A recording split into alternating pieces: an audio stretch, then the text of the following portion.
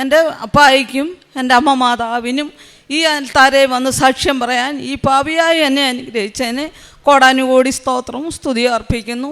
സാക്ഷ്യം പറയാൻ താമസിച്ചതിന് അമ്മയോട് തിരുക്കുമാരനോടും മാപ്പ് ചോദിച്ചുകൊണ്ട് എനിക്ക് അപ്പായും തന്ന അനുഗ്രഹങ്ങളെ ഓർത്ത് ഞാൻ എൻ്റെ സാക്ഷ്യം ഇവിടെ പറയുന്നു. 2019 മെയ് 9 ഉടമ്പടി എടുത്തത്.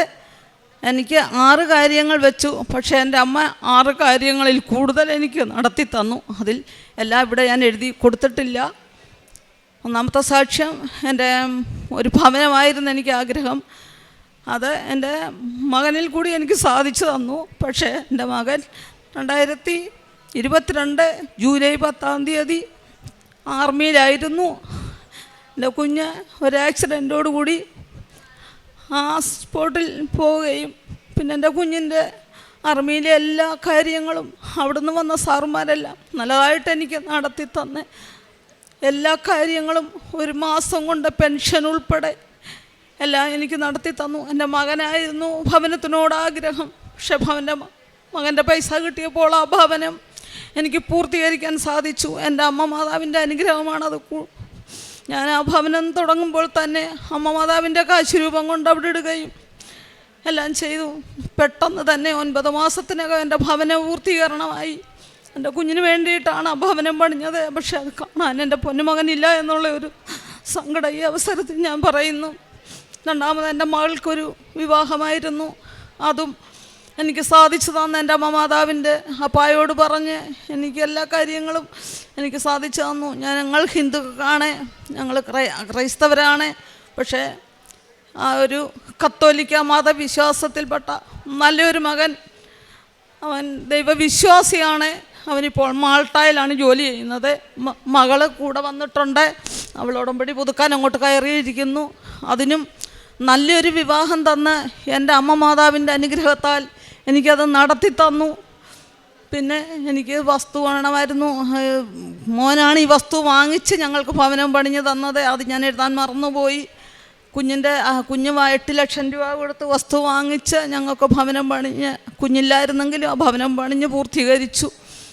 പിന്നെ പെങ്ങടെ 10 സെൻറ്റ് വസ്തു ഉണ്ടായിരുന്നു. അതും ഞാൻ ഉടമ്പടിയിൽ വെച്ചു. ഞാൻ വിശുദ്ധ ഉപ്പ് കൊണ്ടുവന്നെന്നും അവിടെ ഇടുമായിരുന്നു. അങ്ങനെ ആ വസ്തു ഒരു തർക്കവും കൂടാതെ എൻ്റെ അമ്മ മാതാവ് എനിക്ക് വാങ്ങിച്ചു തരാൻ എന്നെ അനുവദിച്ചു. എല്ലാ കാര്യങ്ങളിലും എനിക്ക് എൻ്റെ അമ്മ മാതാവ് എല്ലാത്തിനും കൂടെ ഉണ്ട്. എൻ്റെ കാര്യങ്ങളെല്ലാം നടത്തി എൻ്റെ അമ്മ മാതാവ് എന്നെ ഇത്രയും അനുഗ്രഹിച്ചു. ഇവിടെ വന്ന് മണ്ണിൽ ചവിട്ടിയ ഒരു മനുഷ്യനും ആരും പോവുകയില്ല, നന്മയായിട്ട് തന്നെ പോവുകയുള്ളൂ എന്ന് എനിക്കറിയാം. പിന്നെ എൻ്റെ അനിയനാണേലും, ഭർത്താവിൻ്റെ അനിയനെ രോഗമായിട്ട് കിടപ്പായിരുന്നു. അധികം പ്രായം 60 വയസ്സേ ഉള്ളായിരുന്നെങ്കിലും പുക വലിച്ച് കാലെല്ലാം പഴുത്ത് എന്നും ഞാൻ ചെല്ലുമ്പോൾ ഭയങ്കര കരച്ചിലാണ്. അപ്പോൾ ഇവിടെ ഒരു സാക്ഷ്യം ഞാൻ നേരത്തെ കേട്ടിരുന്നു. പ്രായമായ ഒരപ്പച്ചനെ ഇങ്ങനെ തൈലം പുരട്ടി അഭിഷേകം പ്രാർത്ഥിച്ചതിൻ്റെ ഫലമായി ഒത്തിരിയും കഷ്ടപ്പെടുത്താതെ ആ അപ്പച്ചനെ എടുത്തു എന്ന്. അപ്പോൾ ഞാനും അവിടെ ചെന്നു, ഇവൻ്റെ അടുക്കൽ ചെന്ന് തൈലം തൊട്ടി പ്രാർത്ഥിച്ചു. ഞാൻ പറഞ്ഞപ്പോൾ എൻ്റെ അമ്മ മാതാവേ, ഇവനെ ഞങ്ങൾക്ക് തിരിച്ചു തരണം, ഇല്ലെങ്കിൽ ഇവനെ കഷ്ടപ്പെടുത്തല്ല, ആഹാരം കഴിക്കത്തില്ല, ഞങ്ങൾ കഴിക്കുമ്പോൾ അവൻ കഴിക്കാതെ കിടക്കുന്നു. ഏതായാലും തൈലം പുരട്ടിയപ്പോൾ ആ മകനും ഭയങ്കര കരച്ചില്ല, ഞാനും കരഞ്ഞു, ഒത്തിരി കരഞ്ഞു. അവനും ഭയങ്കര വിശ്വാസിയാണ്. അങ്ങനെ ഏതായാലും ഒരു 3 ദിവസം കഴിഞ്ഞപ്പോൾ ആ മകനും ഈ ലോകത്തോട് വിട പറഞ്ഞു. അങ്ങനെ അനേക അത്ഭുതങ്ങൾ. പിന്നെ പ്രേക്ഷിത പ്രവർത്തനങ്ങൾ പത്രം കൊണ്ട് എല്ലായിടവും കൊടുക്കാറുണ്ട്. പത്രം കൊടുക്കുമ്പോൾ ചിലർ നമ്മളെ ഷൗട്ട് ചെയ്യുന്നവരുണ്ട്, ചിലർ സന്തോഷമായിട്ട് വാങ്ങിക്കുന്നവരുണ്ട്. അമ്മയുടെ തൈലം പുരട്ടിയാണിത് കൊടുക്കുന്നത്. ഞാൻ പറയുക, എത്തേണ്ടവരുടെ കൈകളെ അമ്മ എത്താവുള്ളൂ, എല്ലാ പള്ളികളിലും പാതകളിലും ഒന്നും കൊണ്ടുവെക്കാറില്ല. അങ്ങനെയെല്ലാം ചെയ്യുന്നുണ്ട്. പിന്നെ പ്രേക്ഷിത പ്രവർത്തനം, അടുത്ത അനാഥാലയമുണ്ട്, അവിടെ പോയി അവർക്ക് എൻ്റെ മോൻ്റെ ഓർമ്മ ദിവസങ്ങളാണേലും അവൻ്റെ ബർത്ത്ഡേ ആണേലും മകളുടെ ബർത്ത്ഡേ ആണേലും എല്ലാത്തിനും അവിടെ കൊണ്ടുവന്ന് അവർക്ക് കയ്യിൽ തോർത്തുകളും എല്ലാം വാങ്ങിച്ചു കൊടുക്കാറുണ്ട്. പിന്നെ ആഹാരത്തിന് അവിടെ പൈസ കൊടുക്കാനുണ്ട്. ആ ദിവസം നമ്മൾ വീട്ടിലൊന്നും ആഘോഷിക്കുകയില്ല. എല്ലാം മോൻ്റെ ഓർമ്മ ദിവസങ്ങളും എല്ലാം അവിടെ അനാഥാലയത്തിലാണ് എല്ലാം ചെയ്യുന്നത്. ഞാൻ അമ്മയുടെ സന്നിധിയിൽ വന്ന ഇന്ന് വരെയും എൻ്റെ അമ്മയുടെ സന്നിധിയിൽ വന്നേ പിന്നെയാണ് എനിക്ക് കഷ്ടത വന്നെങ്കിലും എനിക്കതിനകത്ത് സങ്കടമില്ല. ഞാൻ വിജയകുമാർ സാറിനെ ഒരു ദിവസം കണ്ടപ്പോൾ ഞാൻ പറഞ്ഞായിരുന്നു, സാറേ, നീ ഒന്നുകൊണ്ടും വിഷമിക്കണ്ട, നിൻ്റെ മകൻ ദൈവസന്നിധിയിലുണ്ട്. നീ അച്ഛൻ പറയുമായിരുന്നു, ഉടമ്പടിയിലിരിക്കുമ്പോൾ നിങ്ങൾക്ക് കഷ്ടതകൾ വന്നാൽ അത് നിങ്ങളുടെ നന്മയ്ക്കാണെന്ന്. അച്ഛൻ്റെ ടോക്കുകൾ എല്ലാ ദിവസവും കേൾക്കാറുണ്ട്. അത് പ്രാർത്ഥന എല്ലാ ചൊവ്വാഴ്ചയും കേൾക്കാറുണ്ട്. ഉടമ്പടി സാക്ഷ്യം രാവിലെ കാപ്പിക്ക് തൊട്ട് രാവിലെ ആഹാരം പാകം ചെയ്യുമ്പോൾ തൊട്ട് ഇത് ഓണാക്കി അടുക്കളയിൽ വെച്ചിട്ട് ഒരു ദിവസം പോലും സാക്ഷ്യം കേൾക്കാത്ത ദിവസങ്ങളില്ല. എല്ലാ ദിവസവും സാക്ഷ്യം കേൾക്കും, രാവിലെയും വൈകിട്ടും സമയമുള്ളപ്പോഴെല്ലാം. പിന്നെ ജപമാല ചെല്ലാറുണ്ട്, ജപമാല റാലിയിൽ പങ്കെടുക്കാറുണ്ട്. എത്ര വയ്യാങ്കിലും എത്ര നടന്നാലും അമ്മയോട് ഞാൻ പ്രാർത്ഥിച്ച് നേരത്തെ തൊട്ടേ പ്രാർത്ഥിക്കും. എനിക്ക് ആ ജപമാല റാലിയിൽ പങ്കെടുക്കാൻ എനിക്ക് ശരീരത്തിന് ആരോഗ്യം തരണേ എന്ന്. പിന്നെ വലിയൊരു വിരൾ മടങ്ങുകയില്ലായിരുന്നു. ഈ അമ്മയുടെ തൈലം പുരട്ടി ഈ വിരൽ ഇങ്ങനെ നിൽക്കുകയുള്ളായിരുന്നു. ഈ അമ്മയുടെ തൈലം എന്നും ഞാൻ പുരട്ടി പ്രാർത്ഥിക്കും. ഇപ്പോൾ ഈ വിരലിന് യാതൊരു കുഴപ്പവുമില്ലാതെ എൻ്റെ അമ്മ മത അതുപോലെ എവിടെയൊക്കെ വേദന ഉണ്ടെങ്കിലും എല്ലായിടും ഈ ഭാഗമൊക്കെ ഭയങ്കര വേദന. അമ്മയുടെ തൈലം പുരട്ടി പ്രാർത്ഥിച്ച് ഞാൻ ആശുപത്രി പോയല്ല, ഈ തൈലത്തേലാണ് നിൽക്കുന്നത്. നിങ്ങളെല്ലാവരും അമ്മയോട് പ്രാർത്ഥിച്ചാൽ അമ്മ ഒരു നാളും നമ്മളെ ഉപേക്ഷിക്കുകയില്ല, തള്ളുകയില്ല. അപ്പായും അമ്മയും നമ്മൾക്ക് വേണ്ടി എന്നും കൂടെ ഉണ്ട് എന്ന് ഞാൻ അമ്മയോട് പറയാം. അപ്പാ ഞങ്ങൾക്ക് വേണ്ടി അപ്പായോട് നീ മാധ്യസ്ഥം വഹിക്കണമേ എന്ന്. വെളുപ്പിന് അച്ഛൻ്റെ ടോൾ കേൾക്കും. വെളുപ്പിന് ഡെയിലി ബ്രെഡ് ഒരു ദിവസം പോലും കേൾക്കാത്ത ദിവസങ്ങളില്ല. 5 മണിക്ക് മുമ്പേ എഴുന്നേറ്റ് അരമണിക്കൂർ ബൈബിൾ വായിച്ചിട്ടാണ് ഞാൻ തുടങ്ങുന്നത് എൻ്റെ പ്രാർത്ഥന. അത് കഴിയുമ്പോഴാണ് അച്ഛൻ്റെ ഡെയിലി ബ്രെഡ് എല്ലാ ദിവസവും കേൾക്കും. ചൊവ്വാഴ്ച പ്രാർത്ഥനകളിൽ ആരെങ്കിലും വീട്ടിൽ വരുന്നെന്ന് പറയുമ്പോൾ ഞാൻ പറയും, ഇന്ന് ഞാൻ ഇവിടെ ഇല്ല, ഇങ്ങോട്ട് വരണ്ട എന്ന് പറയും. കാരണം എനിക്ക് ആ ചൊവ്വാഴ്ചത്തെ ധ്യാനം, ഉടമ്പടി ധ്യാനം കൂടിയേ പറ്റത്തുള്ളൂ. എന്നോടൊരു ക്രിസ്ത്യൻ സഹോദരി തന്നെ എന്നോട് ചോദിച്ചു, ചേച്ചി ഇത്രയും നേരം എങ്ങനെ ഇരുന്നത് കേൾക്കും? ഞങ്ങൾക്കൊക്കെ അത് ബോറടിക്കുന്നുണ്ട്, 2 മണിക്കൂറോളം എങ്ങനെ കേൾക്കും? ഞാൻ പറയാം, അത് കേൾക്കാൻ എല്ലാ ചൊവ്വാഴ്ച അത് കേട്ടാൽ നമ്മളത് കേട്ടിരിക്കും. എനിക്കൊരു ബോറടിയുമില്ല. ഞാൻ പറഞ്ഞില്ലേ, എൻ്റെ വീട്ടിൽ അന്ന് ആര് വന്നാലും ഞാൻ ഒന്നീ കഥ കടച്ച് പരക്കാതിരുന്ന് കേൾക്കും, അല്ലെ ഞാൻ അവരിങ്ങോട്ട് വരണ്ട എന്ന് പറയും. എല്ലാ അനുഗ്രഹങ്ങളും, ഇത്രത്തോളം അനുഗ്രഹങ്ങൾ എൻ്റെ അമ്മ മാതാവും അപ്പായും എനിക്ക് തന്നില്ലേ. എല്ലാത്തിനും സ്തുതി സ്തോത്രം അർപ്പിക്കുന്നു. എൻ്റെ ഭവനത്തെ കാത്തതിനെ ഓർത്ത് സ്തുതിക്കുന്നു. 12ാമത്തെ ഉടമ്പടിയാണ് ഞാൻ ഈ പുതുക്കുന്നത്. 11 കഴിഞ്ഞു. മകൾ കൊണ്ട് അവൾ ഇങ്ങോട്ട് പോയിരിക്കുകയാണ്, അതുകൊണ്ട് വന്നില്ല. വരുന്നോടാ കയറ്റ വസിഷ്ഠ മോളെ. മത്തായിയുടെ സുവിശേഷം 14-ാം അധ്യായം 25-ാം തിരുവചനം പറയുന്നു, രാത്രിയുടെ 4-ാം യാമത്തിൽ അവൻ കടലിന് മീതെ നടന്ന് അവരുടെ അടുത്തേക്ക് ചെന്നു. ഈ സഹോദരിയുടെ പുഷ്പ ശ്രീകുമാർ എന്ന സഹോദരിയുടെ മനോഹരമായ ധീരതയേറിയ ഒരു സാക്ഷ്യം നമ്മൾ കേൾക്കുകയായിരുന്നു.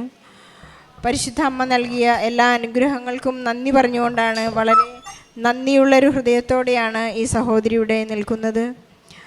സഹോദരിക്കും പരിശുദ്ധ അമ്മയുടെ അനുഭവങ്ങളിലൂടെയാണ് കടന്നുപോയത്. തിരുക്കുമാരൻ കുരിശിൽ കിടന്നപ്പോൾ വളരെ ധൈര്യത്തോടുകൂടി മകനെ ധൈര്യം പകരാനായിട്ട് പരിശുദ്ധ അമ്മയായിരുന്നു അവിടെ ഉണ്ടായിരുന്നത്. ഈ അമ്മയുടെ എല്ലാ സങ്കടങ്ങളിലും വളരെ ധീരതയോടുകൂടെ മുന്നോട്ട് വരുവാനും മകൻ്റെ സങ്കടങ്ങളിലെല്ലാം എല്ലാവരെയും കുടുംബത്തിലുള്ളവരെ ധൈര്യപ്പെടുത്തുവാനുമുള്ള ശക്തി ഈ അമ്മയ്ക്ക് ലഭിച്ചത് തൻ്റെ പരിശുദ്ധ അമ്മയിൽ നിന്നാണെന്ന് ഇവിടെ സാക്ഷ്യപ്പെടുത്തുകയാണ്. സംസാരിക്കുമ്പോഴെല്ലാം സങ്കടമുണ്ടെങ്കിലും ഈ അമ്മ വളരെ ഒരു ധീരവനിതയാണ്. അമ്മയുടെ മകൻ ഒരു ആർമിയിലായിരുന്നു. അതിനാൽ തന്നെ ആർമിയിലുള്ള മക്കളുടെയൊക്കെ അമ്മമാരും വൈഫും വളരെ ധൈര്യമുള്ളവരാണെന്ന് നമ്മൾ കണ്ടിട്ടുണ്ട്. ജീവിതത്തിലുണ്ടാകുന്ന എല്ലാ അപകടങ്ങളിൽ നിന്നും അവർ വലിയ ധൈര്യത്തിലേക്ക് കടന്നു വരുന്ന ഒരു ജീവിത അവസ്ഥ നമ്മൾ കണ്ടുമുട്ടുന്നുണ്ട്. അതുപോലെ തന്നെ ഈ നമ്മളിപ്പോൾ തന്നെ കേട്ട ഈ വചനം പോലെ തൻ്റെ ജീവിത രാത്രികളുടെ യാമങ്ങളിലെല്ലാം ഈശോ അവർക്ക് കാണപ്പെടുന്നുണ്ട്. അതെല്ലാം ക്രിസ്തുവാണെന്ന് അവർ തിരിച്ചറിയുന്നുണ്ട് എന്ന വലിയ സാക്ഷ്യമായിരുന്നു ഈ സഹോദരി പറഞ്ഞുകൊണ്ടിരുന്നത്. അവർക്കൊരു നല്ല ഭവനം ലഭിക്കുവാനും തൻ്റെ ഭർത്തൃ സഹോദരിയുമായിട്ടുണ്ടായ ഒരു വസ്തു പങ്കുവയ്ക്കലിൻ്റെ ഭാഗമായിട്ടുണ്ടായ കാര്യങ്ങളെല്ലാം ക്രമീകരിക്കുവാനുമൊക്കെ അവർക്ക് സാധിച്ചത് വളരെ സമാധാനപൂർണമായ ഒരു സമ്പർക്കത്തിലേക്ക് അവർക്ക് എത്താൻ സാധിച്ചത് പരിശുദ്ധ അമ്മയുടെ മാധ്യസ്ഥത്തിലൂടെയാണ്. പരിശുദ്ധ അമ്മ നെഞ്ചിൽ ചാർത്തിയ ആ ക്ലോക്ക്, ആ ഘടികാരം, ഞാനിതാ ഈ സമയം നിൻ്റെ അടുത്തുണ്ട് എന്ന് കാണിക്കുന്നതാണ്. നിൻ്റെ വലിയ വർഷങ്ങളായിട്ടുള്ള പ്രശ്നങ്ങൾക്ക് പരിഹാരം നൽകാൻ എൻ്റെ മകന് മാത്രമേ സാധിക്കൂ എന്നാണ് ആ ഘടികാരം, ആ സമയം നമ്മോട് സൂചിപ്പിക്കുന്നതും നമുക്ക് മുന്നറിയിപ്പ് നൽകുന്നതും. ഈ അമ്മ അതിനെല്ലാം ഒരു വലിയ സാക്ഷിയാണ്. തനിക്ക് എന്തെല്ലാം ശാരീരികമായ അസ്വസ്ഥതകളുണ്ടെങ്കിലും അതെല്ലാം അമ്മ എനിക്ക് സൗഖ്യപ്പെടുത്തുമെന്ന അമ്മയുടെ സാന്നിധ്യം, അമ്മയുടെ തൈലവും ഉപ്പും എനിക്ക് വലിയ ഔഷധമാണെന്ന് തൻ്റെ ഈ 12 മാസത്തെ ജീവിതത്തിൽ, ഉടമ്പടി ജീവിതത്തിൽ 4 പ്രാവശ്യം ആണ് ആൾ പുതുക്കിയിട്ടുള്ളത്. ഒരു വർഷം ആൾ കണ്ടിന്യൂസ് ആയിട്ട് ഉടമ്പടിയിലായിരുന്നു. പുഷ്പ ശ്രീകുമാർ പറയുകയായിരുന്നു, ചൊവ്വാഴ്ച എന്ന ദിവസം ഞാൻ പരിശുദ്ധമായി ആചരിക്കും, എനിക്കൊരു സാപത്തിൻ്റെ ദിവസമാണെന്ന്. എനിക്ക് ആരോടും സംസാരിക്കാൻ ഇഷ്ടമില്ല, കാരണം ഞാൻ അന്ന് ഉടമ്പടി ജീവിക്കുന്ന ദിവസമാണ്, ഞാൻ ഉടമ്പടി ധ്യാനത്തിലായിരിക്കുന്ന ദിവസമാണ്. എൻ്റെ പ്രത്യേകമായ ആ ദിവസം ഞാൻ ആർക്കും കൊടുക്കാൻ താല്പര്യപ്പെടുന്നില്ല. ഞാൻ ഈശോയ്ക്ക് കൊടുക്കാനുള്ളത് ഈശോയ്ക്ക് കൊടുക്കുന്നു. ഈശോ പറഞ്ഞല്ലോ, സീസറിനുള്ളത് സീസറിനും ദൈവത്തിനുള്ളത് ദൈവത്തിനുമെന്ന്. തൻ്റെ കാരുണ്യപ്രവൃത്തികളെല്ലാം നടക്കുന്നുണ്ടെങ്കിലും താൻ ഈശോയ്ക്ക് കൊടുക്കേണ്ട കൃത്യമായ സമയം വളരെ കുത്തിയിരുന്ന് വളരെ കൃത്യമായി ആഴ്ചയിലൊരിക്കൽ കൊടുക്കുന്ന ഒരു ദശാംശമായിട്ടാണ് ഈ സഹോദരി ചെയ്യുന്നത്. പുഷ്പയ്ക്ക് നൽകിയ പരിശുദ്ധ അമ്മ നൽകിയിട്ടുള്ള എല്ലാ അനുഗ്രഹങ്ങൾക്കും നന്മകൾക്കും കൃപകൾക്കും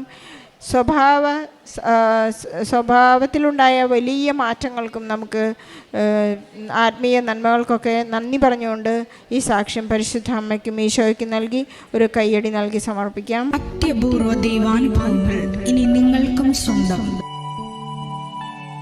ഈ യൂട്യൂബ് ചാനൽ ഇതുവരെ സബ്സ്ക്രൈബ് ചെയ്തിട്ടില്ലെങ്കിൽ ഇപ്പോൾ തന്നെ സബ്സ്ക്രൈബ് ചെയ്യുക.